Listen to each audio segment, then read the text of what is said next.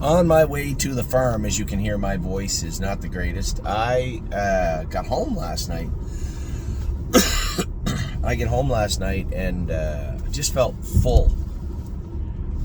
Like it's almost like you can feel your head tightening from the pressure, and had a wicked cough. Didn't really have a headache. I went to bed early and I was up all night coughing, tossing and turning. Addie was too. I'll tell you what, woke up this morning, had a shower, and you ever have one of those 25-minute showers in the boiling hot water, and you're just coughing up garbage? That's kind of how I felt this morning and how it was. But I feel better now. Got it all out. Like I said, I don't have a headache, so heading into the barn. I got some horses to train today. We get Lovers Play to race tonight, and I'm eager to watch Woodmere Betcha race this afternoon. So a lot going on today. Ended out the night last night on a great note. Not only did Tenacious Hanover win in it was an overnight, but pretty thrilling race. I didn't realize how close everybody was until I watched the replay. It was 5 or 6 horses right across the track. And you can say what you want. He got there first, right? And you still have to want it. I would never designate, I would never say that Tenacious was a real rough and tumble type colt.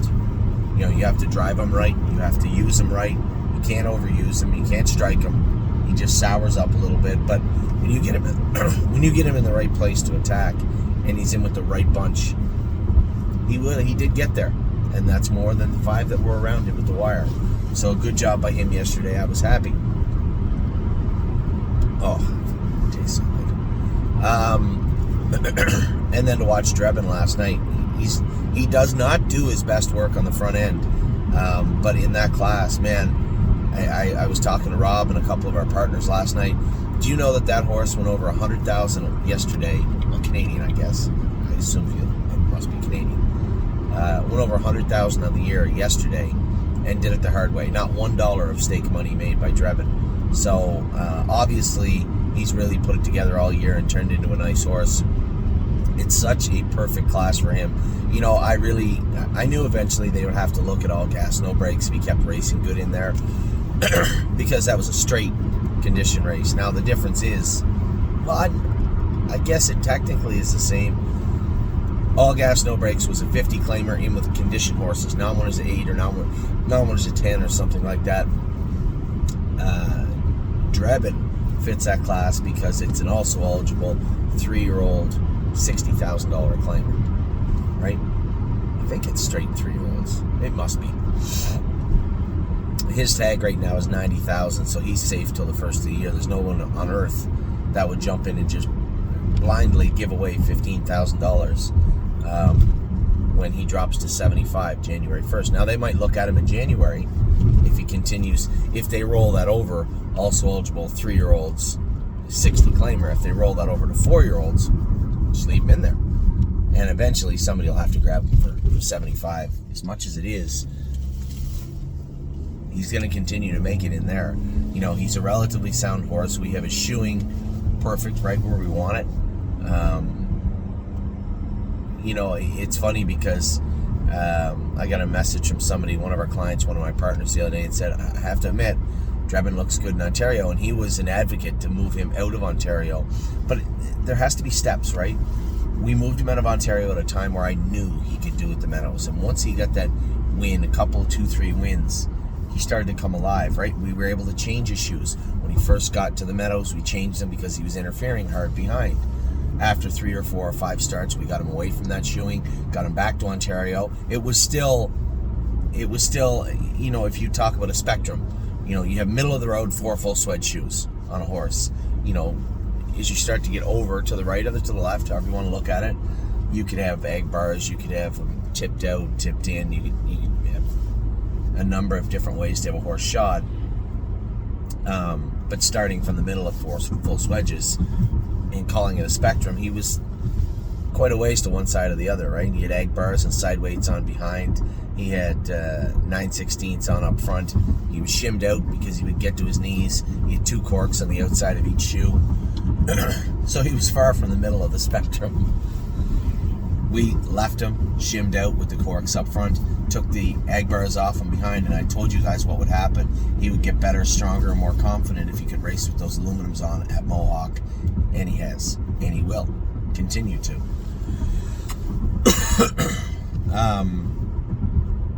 So that's what's going on with him, and I told you guys also, there's another horse that was shod very, very similarly that will also start to gain some speed once we get those ag bars off him, and that is Casanova Hall. So all this shoeing, it isn't wrong to right. Sometimes it's wrong making its way to right, and you can't go from one to the other immediately. You won't see the results you want to see. There has to be a progression. There has to be steps along the way, baby steps. And when it comes to the shoeing on Dreon, those steps have been perfect.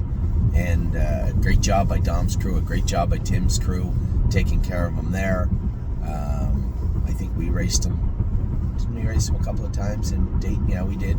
He raced good. Kane drove him. He won. That's right. So everybody that's touched him's done a great job with this horse all year long. It would be perfect if we could find that scenario for every horse. That's what we're after. But it's not. It doesn't come to fruition every time. Hopefully, we can get Brace moved up from the class he's into the class that Gas was in. All Gas, no brakes will be claimed again, I predict, on Monday, and he may be claimed for a while. I think he's leaving him in there, but Brace for Landing should fit in that class. Truthfully speaking, Brace for Landing's a faster horse than All Gas, No Brakes, but not near as consistent. He doesn't put his full effort in as much as All Gas, No Brakes does, but overall, just speed, he's a faster horse, so he should fit in well in that 50 claimer also. And if they happen to want to start taking those horses, that's okay. As far as Dreon and Brace goes, I'm sure we can find a horse for Brace's class, and we most definitely can find a place for in Dreon's class. I mean, truthfully speaking, New Year or otherwise, we have Memory and Imagination, Irresistible Sun, and if we really wanted to, and he does get better as I predicted he would, Casanova Hall also could fit one of those classes over there. So we have lots of room to move with a number of horses in our barn, and that's where we want to be right now. So, running back yesterday, Yo Mister stayed in Dayton. We needed the stall anyway, and Stacy's been lobbying hard for quite a while to get him back. So he's going to be staying down there with Stacy and Brett for the time being. Tenacious Hanover, I'll be quite frank with everybody. Tim and I talked about it before the race, and if he went out and got beat up in that class yesterday, I told him, I said, just put him in the claimer. Just put him in the 17. He goes for 20, 22, 23. Yes, it would have been half, less than half what we paid for him. But he probably could have done some damage in there and tried to work our way out of that situation.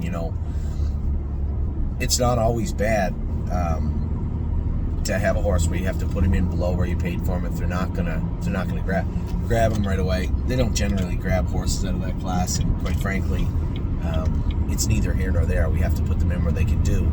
But Tenacious went out and raced great yesterday in that class. I believe he fits it again, and then we'll try him in the class above that after that, and we'll go from there. So happy with the way Tenacious Hanover raced. I guess if I was going to be completely honest, I was a tiny bit surprised he raced as well as he did off 2 weeks in against those horses. Those are decent horses. You can be sure Tim's guy's he's not selling that guy for 40 or 50. Guaranteed he isn't. And he's a nice horse, a time crunch horse. So Tenacious Hanover was good. Spitfire overseas. The outside, just the outside. There's nothing you can do about it. It is what it is. Took him back. He doesn't do his best racing from off the back, but when you got the 9-hole, there's very little you can do. So next week for him, and then finished off the night with Dreon. Just a great race, great drive by James, and the horse continues to improve. Some great qualifiers yesterday. Schooler, one qualifier, and again, when we're talking about that shoeing with respect to dancing by myself, those shoeing changes will go a big way. He right now is somewhere close to the middle range of that shoeing spectrum we were talking about. He has to travel over to the side a little bit, and we'll get him changed up. And I think if you watch the qualifier yesterday, you probably see, geez, he looks rough. And and I'd said it briefly to James yesterday. He said he was trying to run the whole way. I said, might I suggest, since he knows very well how to run, he's done it plenty of times in his life, that he was trying his hardest not to run. Because he already knows how to run. If he wants to run, he'd get it done. Don't worry about that. So I said to James, I would suggest he tried his hardest not to run, which is a huge step in the right direction for this horse. We can help him out with shoeing. We will next week, and you're going to see a much smoother, flatter, and faster dancing by myself. We should have 4 or 5 horses to qualify next week also. We're getting close to that sale, that Wednesday Purple Peep Leader. That'll be our last start for us. She heads to the Broodmare sale on the 17th, along with Insider Trading and the other filly will re-qualify her on Wednesday. That was a dismal, awful line the other day. She did show some tie-up. Biggest problem of all, her liver was a little bit high. It's not going to be easy to get that down in 7 days, so I'm worried that we might have a problem on qualifying day, but we'll get her qualified. It'll be a much better line than the one she had the other day, I can guarantee you that. And she will head to the sale along with the other horses shortly thereafter. So we're selling 6 on the 17th. I don't know if I'm going to get them all here. Really don't care. Hallie in the Clouds, Insider Trading, Purple Peep Leader,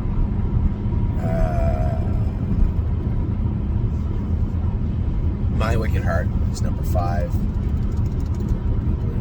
You guys know what the 6th one is. I'm surprised I got to 5. So we have 6 in the sale on Pull the Shoes in full to Tactical Approach.